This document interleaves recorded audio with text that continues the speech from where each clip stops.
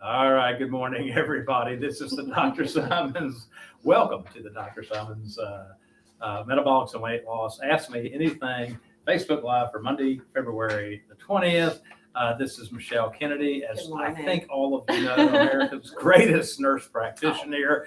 And I'm Dr. Simons, just the old rate. I'm not Anchorman Ron Burgundy. We just had a conversation with my producer about that. Producer likes to hold up signs for everything. Right. So we're joking that there's not a sign. We don't know what to say. Right? We'll say anything that's written. No, we won't really do that, but we will tell you. Yeah, we'll tell you about our gift card. We're answering your questions. We're answering your questions about weight loss. We have the $25 Target gift card, which we're giving away today. And I always rely on Michelle, not Veronica Corningstone, but Michelle Kennedy, who's very tech savvy. So Michelle, if you were going to enter for the $25 gift card, how would you do that? I would do two things to be entered today, all right, while watching live. I would like this video, and I would comment #SimonsAMA. Now, you can also comment anything you'd like to add to the show or ask us a question live. That's what we're here for. You do send questions in. That's always what we have in our labs here that we're reading. So we really appreciate that. But if you're watching live and you want something answered, let us know. Yes. Well, absolutely. Now, I will add again, I think we may have said it, we may not have said it, but because today is President's Day, we are open. Yes. We are open today. Both offices. That's right, yes. So you can come by so look, if you're a federal employee and you have the day off, or a bank employee, just come on down. Or come in for some shots. That's right. If you had a rough weekend, you need a little pick me up. We're still doing our Super B Fat Burn Plus lipotropics. People still love getting those. I think we haven't talked about those in a little while, but they are so wildly popular. Compounded vitamins, man. They make you feel good. When they go in via injection versus taken orally, it really is. I bet Tim's on the show here. I know he likes them, and so I tell you what. Now, as I get older, those things do make me feel better. Maybe it's just a sign of aging, but hey. Like I say, I don't care how the sausage is made. I say, the bottom line is, it's right. And if it works, you do it. Welcome, Tim. Welcome, Diana. Thank you so much. That's right. Good morning. Good morning. Okay. All right. So it's kind of weird. Usually Susie is on by this point, but she's Charlie. That's right. Yes, and Charlie. So we'll be here. That's all right. They'll catch up. So you're gonna start. Let's start with Terry from Apex. Terry, I'm not sure if it's a man or a woman, asked about drinking water to help with weight loss. Does it help with weight loss and how? Well, it's kind of a mixed bag here because I think, although I think it does, I've always felt like it does. I can't point to a study that proves that. Right. I'd say like indirectly, there's a lot of reasons why it would help. Directly, probably not. That's right. But there are many, many reasons that we educate our patients on the importance of drinking water and hydration. The main one being many of us really don't drink enough water. That's correct. I think. Yeah. So Michelle and I don't want to leave you with the impression, oh my gosh, if you go out and you drink 100 ounces a day and don't change anything else, you're going to start losing weight. Right. I just don't think that's the case, right? Yeah. So, but you need to stay hydrated. Your cells work correctly when they are hydrated. Now, I do like to tell people to drink between 60 and 100 ounces of water a day. It should make you go to the bathroom fairly frequently, and it should become kind of clear if you're drinking enough water, right? So if it's really a concentrated yellow or orange, you're not drinking enough water. Exactly. And I do tell people, if you are in a profession where it is hard to go to the bathroom, we understand that, right? Do your best, right? It may not be possible to chug, we're not water Nazis. Right. Do your best, right? Your days off, try to get some on your commute. I'm big on that. Like drink some in on your way to work, drink some on your way home. Have a cutoff time because we really don't want you drinking a whole lot in the second part of the day and then it disrupting your sleep because you have to urinate through the night. That's right. I've even got a strategy there that I employ. I actually take a bottle of water and set it by my bedside because, when you get to be my age, kind of when you're going to get up in the middle of the night, if you're going to get up and urinate. So for me, that happens at, between 3 and 4 in the morning. And I typically get up, say, at 5:30. So I down that whole bottle of water coming back from the restroom to get in bed. Smart, because you're going to get up. That's right. I got to get up. That's right. Yeah. So it's a way to correct. And so if you're in that kind of profession where, like you talk about, maybe that's one way you do it. You see, you can get 20 ounces right there. Yeah, smart. And you get your day started out right. Maybe you miss some in the middle of the day, but then when you on your way home, you start chugging again. Yeah. Right. Yeah. Or if you know your lunch is at noon at 10 o'clock, make sure you chug some water so you can time that bathroom break up accordingly. Yeah. We got Susie, we got Valerie, Kendra, and Michelle. Thank you, everyone. That's I don't know if you're all federal employees, but I hope you all have the day off. Yeah. And you're able to enjoy it. Yeah. I don't know if patients back to water. Anyone who's seen me has seen multiple of these throughout the office. Yes. These giant stainless steel. So I'm a plain water drinker, and I like to have a straw. All right. Some people like straws. Some people don't. I like it room temperature, not super cold. You may find that you want it really, really cold. So when it comes to water, it doesn't have to be like an exact way. If you want to drink a bunch of small glasses, that's fine. If you want to get one of those giant things on Amazon so you can track it throughout the day, that's fine. If you want to put a little flavor in it, as long as there's not sugar in it, that's fine too, right? Yep. Anything that's going to help you along and not fill you with sugar is absolutely a good idea. That's all right. So welcome again, everybody. This is the Dr. Simon's Metabolics and Weight Loss. Ask Me Anything Facebook Live event for Monday, February the 20th. We're answering your weight loss questions. We're giving away a $25 gift card. You have, Michelle. Gotta do two things. This is my rule. You gotta do things. You gotta comment hashtag Simon's AMA and like this video, please. At the end of this show, we're gonna draw a winner and be in touch with you about emailing you a $25 Target gift card. So if you're watching, let us know. I have Valerie is drinking ice water better than room temperature. That's a great question. I'm not aware of any research that would prove that is. So it's really preference. Yeah, right. I did run into a bodybuilder who insisted one time that the ice water lowers your metabolic rate while you're working out. So therefore you should. Yes. Now, I think that's totally anecdotal.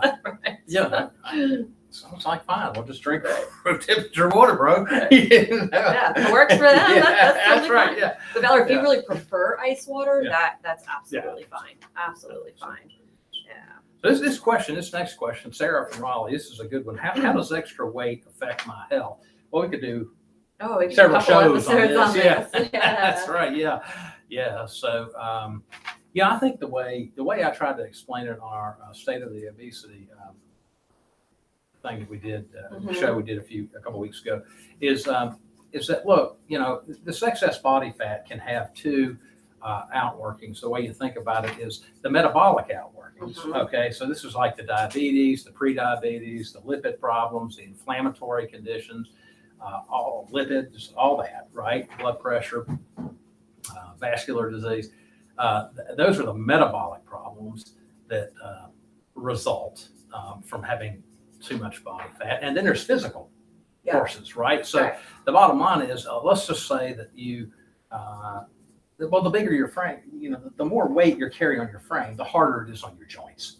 Yes, and the structure that has to hold it all up. Yeah, so the gravitational force essentially of the weight itself. That is, So that's kind of the way I would think about it conceptually. But that being said, I think that, I don't know how you feel about this, but as I look at folks, I just think, okay, look, healthy or unhealthy, because we come in different sizes, and this is normal, right? People should not all be the same size, or otherwise you just be a stormtrooper, right? They're all the same size, right? And so, we should be different sizes. The question is, are you healthy at that size? And that goes back to that metabolic business. Okay, do you have the body fat under control? There's more than one type of body fat. We're worried about that visceral white adipose tissue that's, that gathers right here in your midsection. This is metabolically active in a bad way, but you do have what's called brown fat. It's possible brown fat is like the subcutaneous fat, and that's very good. And so it's okay to have that. Yeah. And so the stuff you pinch up, on your skin, if I pinch my arm here, that's not visceral, white adipose tissue. That's actually brown fat. And it's brown because it has a lot of mitochondria. And mitochondria are is the part of the cell that generates the energy molecule ATP. The powerhouse. That's right. So, having brown fat is actually correlated with very good health and closely, by the way. So having a lot of the white adipose tissue, is correlated very negatively. But it's bad health, right? So, when I look at somebody and they ask this question, how does the extra weight? You may be like me. I always say I was born a linebacker. Mm-hmm. Okay, you can look back at my childhood photos, you'll see it.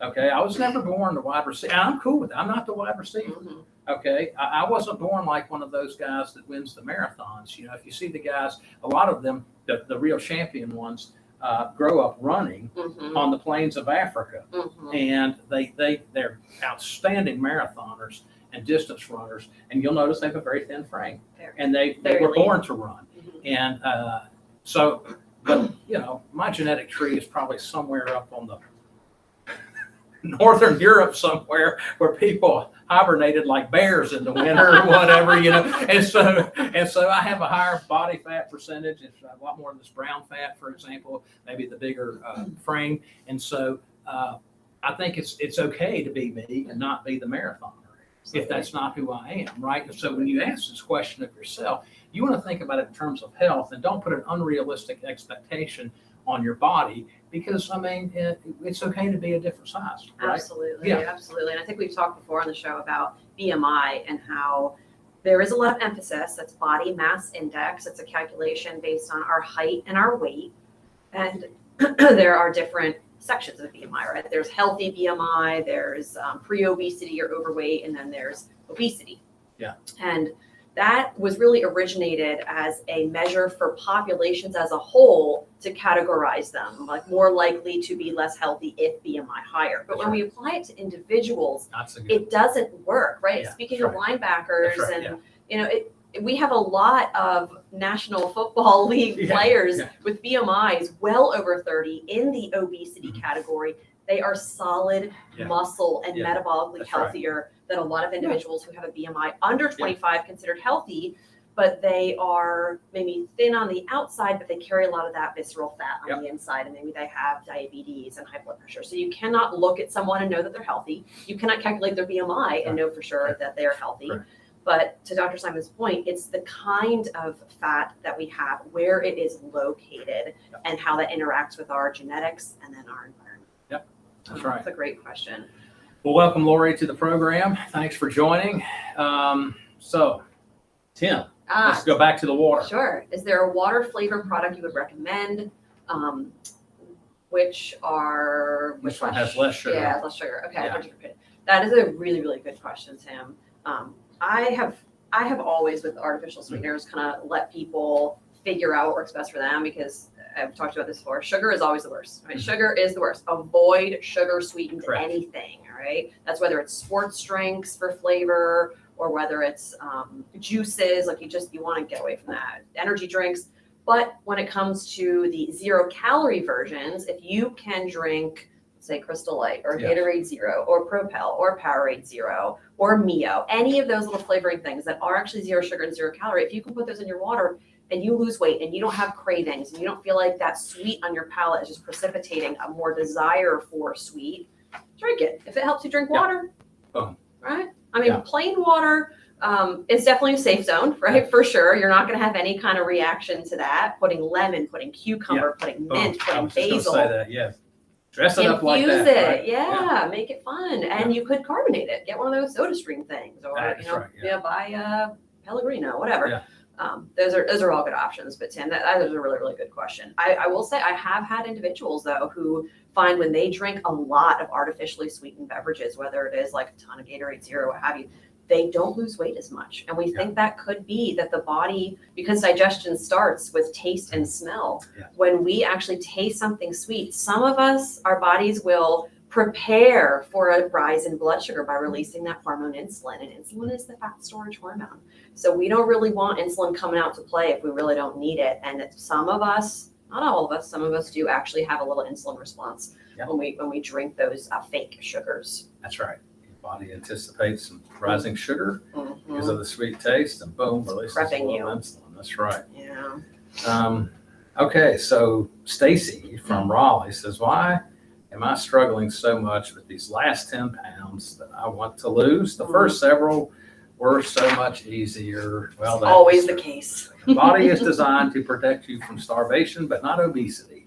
Yep. So that's the way to think about that. Mm-hmm. Closer you get to a normal weight, the more your body's going to fight you. Think about a rubber band. Yeah. Right. If your weight is here, and you start to lose, it's like pulling a rubber band, and the resistance builds and builds and builds, and if you let go, it's gonna snap back. It's gonna snap back, right? That is that protection mode. Yeah. We call it metabolic adaptation, because your body is adapting, right, by protecting you from this metabolic change, which is the weight loss and the reduction in calorie consumption, and sometimes the increase in energy expenditure, i.e. exercise, right? So when you eat less and work out more, sometimes that's a real sign to the body that it has got to pump the brakes. Yeah. Make you hungry, make you crave, reduce your metabolism, right? Yep. These physiologic things helped keep us alive back before the age of agriculture, and where food was way more plentiful than we could ever have imagined back in our ancestors' time. So we really do have to give the body a little bit of credit. Like, it is doing its job. It's frustrating. It's so frustrating, Stacy, and everyone really experiences the same thing. This pushback, this adaptation, it can happen as early as 8 to 10 weeks into weight loss. So we expect 2, 3, especially like 4 months in, that someone is going to start to say, I don't get it. I'm doing the same stuff. Yeah, right. It's not working like it did, right? Or the medicine's not working. We say everything is working really well. It's just now it's working to maintain your weight, not to lose the weight. So we need to change something. Yeah. That's all. Yeah, I want to just dovetail off of that a little bit and get into an area that wasn't the original intent of this question, but it comes up a lot, and came up with our producer even before we started the show, which is, there was recently, he saw on television 3 people who had used a weight loss medication to lose weight. They then stopped the medicine, and they, in a fairly short order, gained weight back, right? And so, and so then there's this thought, oh, see, the withdrawal of these medicines causes weight gain. And that's baloney. It's not true. It's Michelle's analogy. That's a perfect analogy of the rubber band being pulled down. If you all of a sudden let go of that rubber band, it's going back up. Snap. Right. Yeah, so and this happens no matter what your method of weight loss. Doesn't matter your method of weight loss. You can't just stop addressing nutrition, physical activity, behavioral change, and medication. You can't just abruptly stop those things and expect that your weight's going to stay automatically low. No, it's going to go back up because your body is trying very hard to make it go back up. Yes. It is. And so medication keeps that in check. And this is one reason we prescribe it to people and make it available to them for the long term if they would like it, to keep that from happening. Now, if you're really good at the behavioral change and you're really good at the nutrition and physical activity part, then maybe you don't need any medicine in the long term, and that's fine too. Okay, that's fine too. We work with all sorts of people. We want you to know what those options are, and the real reason for the regain is that your body's trying to do it. It's trying from a biological standpoint to take you to the highest point you've ever been.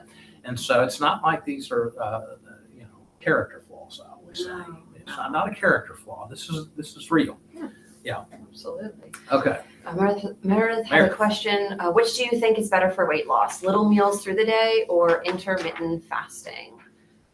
It's whatever works best for you, Meredith. Yeah, that is a really good question. Yeah, because there's some individuality to that. We find for a lot of our patients, the intermittent fasting works great. Yeah, or the 30 grams protein. We talk about that a lot. So having a more substantial size meal and then going 3-4 hours before eating again. But yeah, I've had people in the practice, patients who they do phenomenally well with the small feeds, or maybe they've had weight loss surgery, or maybe they have a lot of gastric distress if they eat too much, or maybe we have them on a medication that makes it so that they cannot eat that much in a sitting. So those small, frequent meals are better. I would say good idea, follow a golden rule that if you are not hungry, don't eat. Yes. Right? I totally agree with that. It's simple. It's not easy, but it is simple. If you are not hungry, do not eat, right? We eat for so many reasons. Right. The clock, they're eating, we're tired, we're sad, we're glad, we can go on and on, but if you're not hungry, don't eat. it's the lion and just wake up in the morning and say, well, I'm going to go hunting. I'm bored. I'm not hungry, but I think I'll just go hunting. Right. Yeah, this doesn't work this way. Our ancestors didn't do this, right? Yeah, they just, I got to have 6 small meals today, make things work right. No, that's not how it was. And so, look, 6 small meals works for various reasons when people do it. It keeps them from getting overly hungry, and then they don't turn around and engorge themselves. But in many cases, Michelle and I prescribe medication to people and that makes them a whole lot less hungry. And we don't tell them to just eat their way through that. We tell them, hey, if you're not hungry, don't eat. Your body needs a break. Yeah. And when you do eat, choose nutrient-dense options because when the quantity is reduced, the quality is more important. Yeah. Kendra has a good question. What is the average amount of weight loss to expect monthly? Healthy, that is. Yes, we're all about healthy. That can also really vary from person to person. I think you'll find, often the response will be, 1 to 2 pounds a week is healthy weight loss. And it definitely can be, but some individuals, the first month, we celebrate 2 pounds of weight loss because they have struggled for so long and they're on medications that make it hard to lose weight. And that's part of our metabolic assessment, right? We will help you understand from the beginning, hey, what we expect based on your situation is probably around this. Like maybe the first month we expect you to lose 4 pounds a week because you have 60 pounds to lose total, right? And we may tell you that, but then come that metabolic adaptation period, we may say, hey, we're going to expect it to slow down this month, and that's okay. You're not doing anything wrong. Yeah. So it really does vary. That's a great question, but it varies a lot person to person. That's right. That's exactly right. Good question. Okay, so Shawna from Durham says, what's the best exercise to pair with diet for maximum weight loss? Anything you want to do and will do and like, but I know we talked before. Yeah. Walking is something we were built to do as humans, and I don't know that anything really beats that if you enjoy it. Now, some people say, "Oh my God, like I'm not going to go for a while. I'm not sweating. It's not enough." Okay, get on the rowing machine, right? Rock climb, whatever works for you. Do that. Yeah, correct. Michelle has a good point. Exercise has a lot of benefits. I don't think it should be the primary method whereby you're losing weight. It can be a complementary thing to your diet. The diet is the main thing. But my experience in this many years of practice now is that the most effective thing is just kind of low to moderate intensity aerobic activity like walking. Mm-hmm. This is what human beings have always done, and it's programmed in your DNA. So I jokingly say Jesus didn't join the YMCA back in the day, and he didn't. There wasn't a YMCA. Neither did Gandhi or any of those historical figures. Okay, so they didn't have to. When you walk everywhere, you stay thin, right? And this is the way it is. And so, in fact, I worry. I think a lot of people who come to see us, in an attempt to be more health conscious, they feel like they need to take a really hard, intense exercise class regimen, for example. I don't want to single out any particular outfit here, but those all serve a purpose, but a lot of times they'll impede weight loss because of the stress response it creates in your body when you're not in the kind of shape to be doing those things. And so I still feel like if you just started with something simple like walking, this would be great. Yeah. And we talked on previous shows too, and you can find blogs about, exercise on our website. There are a lot of reasons to exercise, like Dr. Simon said, and I do believe for both men and women, some form of strength training, even if it's just body weight stuff, is good. So even every time you go pee, doing a couple squats or push-ups on the wall, right? You don't need equipment, you don't need fancy, you got to pay a personal trainer. But there's a lot of things that we can guide you on that, and we can start slow. I think a lot of people are worried when they, when they come in, like, oh my God, they're going to make me join a gym. They're going to make me, spend an hour a day of time that I don't have to do these things. And we say, no, we're going to focus on nutrition. We're going to focus on the basics, right? And the exercise, generally, it comes, right? As you lose weight, you want to move more. You have more energy. You feel better. It just takes on a life of its own. It does. Michelle and I don't have to force anything on you. Diana's got a question. She says, is using a stationary bike for exercise just as good? And yes. I think it's a great one. Yeah. And again, hey, look, I'll just say there, I've got a Peloton bike, and sometimes when I'm doing that, I flush from my mind. The trainers up there just like,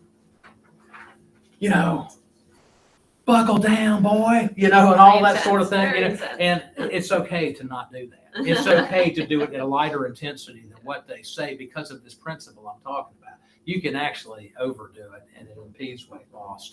Yeah. So the idea that you have to set some intensity record on your ride, you don't have to.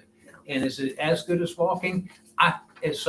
I would say that as long as you have the intensity in the right place, yes. Yeah. And it's less impactful on your joints. So that might be a reason to do that. Right. Some people, they only have the option to do something like a bike or a bike, and that is fine. That's a great option. Yeah. Thank you for that question. Okay. So Courtney, maybe it's Courtney who used to work for I us. don't know. Yes. In a day, my weight can fluctuate as much as 5 pounds. Oh, this is definitely Courtney who What used is to work going for on? us. Should I be concerned? This has happened to me too. Yeah, I have fluctuated Yes. literally 5 pounds in a day.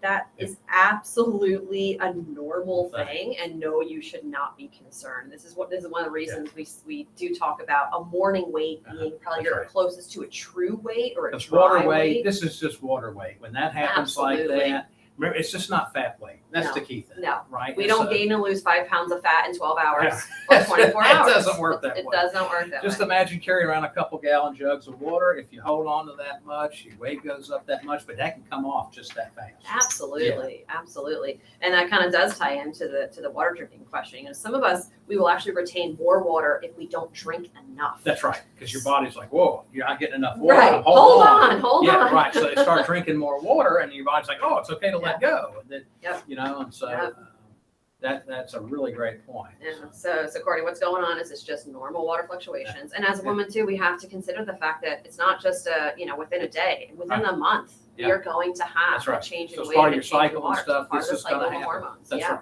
Yeah. So don't be concerned. Hang in there. Maybe don't weigh at night. Just weigh in the morning, right? Right after you wake up, before you eat or drink, after you use the restroom, right? That's when you want to get the weight. And a lot of people, every day is a good option. If every day isn't right for you, maybe once a week. I'm a fan of Wednesday weighs, all right? Wednesday morning weighs, because it's far enough from the weekend on either end. Distance yourself from the weekend. Yes, exactly. The effects of the weekend. Exactly. So our last question is Terrika from Knightdale. Why am I having problems losing stomach fat after having a baby?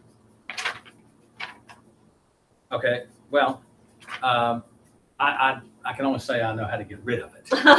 Okay. All right. And the way to get rid of it is eating a low carb diet, getting that insulin level down. Okay. Being physically active.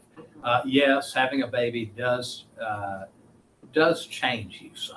It does. Yeah. And that's the bottom line. I mean, you have this expanding mass in your belly, right? And so a lot of times what I see people worried about is their skin stretches out some. They got a little more subcutaneous fat under there. And so they grab it. And I just want to say, now look, that's not the white adipose tissue I'm talking about. That's not that dangerous, deeper. That's right. Yeah. So, being adherent to a diet that really restricts sugar, flour, rice, and potatoes, and getting regular exercise, consistently doing that over a longer period of time is going to get rid of that. Yeah, absolutely. And that's the way out of it. Now, that's not easy. Notice I said over a long period of time. It's not like you just do it for 4 weeks and you're all good to go, right? Yeah. I mean, you had a baby in there for 9 months. It takes a little bit of time to get everything back to the way it was. Absolutely. That's absolutely. Right. Yeah. And if you had a C-section, that's even a different scenario because, not now you can't just like do a bunch of sit-ups like you used to do, right? There's, so you have to kind of, you have to take all those things into account. Yeah. And, but staying zeroed in on that diet, being a regular, being regularly committed to physical activity, this helps. Yeah. And if you're no longer nursing and you want some help, call us, right? We're absolutely here to help. You don't have to do it on your own, right? Everyone who submitted questions, right? We're so grateful. We want, people to know that that's what we are here to do, is to help, right? Answer these questions live, but also one-on-one in an appointment. Right. We have a winner of the Target gift card. Congratulations, Diana. Thank you, everyone who entered. Everyone was really interactive today. We appreciate it. We're going to email you with the Target gift card, Diana. Check your Facebook message. Yeah, the messenger. We're going to send it that way. So 2 weeks. We're going to do this again? I do believe. Yes. So. We're on tap again for 2 weeks. So happy President's Day, everybody. And we'll see you again in 2 weeks.